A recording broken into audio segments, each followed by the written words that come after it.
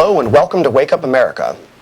It is no secret that a sound trade policy must center on American-made goods hitting the shelves overseas. Every president of the last 100 years, Republican or Democrat, has understood this premise and searched for ways to boost exports. Recently, though, their plans have increasingly failed, and the trade deficit is crippling the American economy. It isn't a failure of one man or one plan. It's the failure of a trade system that has evolved out of greed and misplaced truths.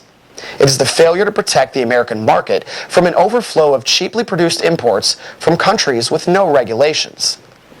President Bill Clinton spoke passionately about trade before winning the 1992 election.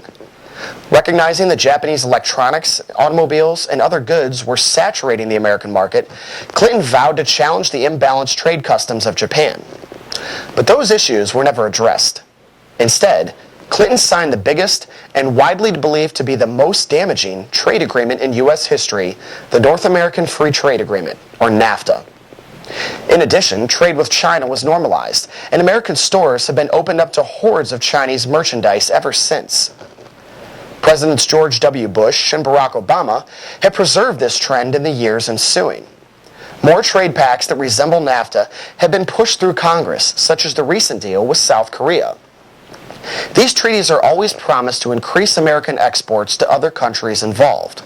Yet each and every time, the exact opposite proves to be true. The year of the economic collapse, the manufacturing share of overall employment fell to 9.5% in the United States. Compare that to the global average for nations with advanced industrial economies, which was 16% that very same year.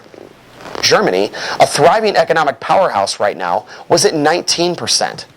The correlation is not a coincidence. As exports go, so too does a nation's manufacturing base and economy as a whole. Our leaders seem to understand that much. But the long-term benefits being promised of free trade are not developing, and the U.S. is sinking further and further into debt. Politicians may believe people are simply not paying attention, but those empty guarantees about boosting exports through free trade are suffocating the economy. When jobs and homes are lost in the midst of this policy, these broken promises will have the attention of everyone. To learn more about the disastrous effects of free trade, log on to economyincrisis.org.